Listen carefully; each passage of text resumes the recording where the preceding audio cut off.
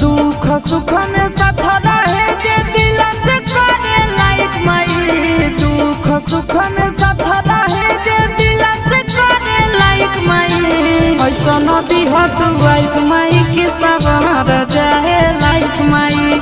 ऐसा नदी हत वाइफ माई के सवार जाए लाइक माई।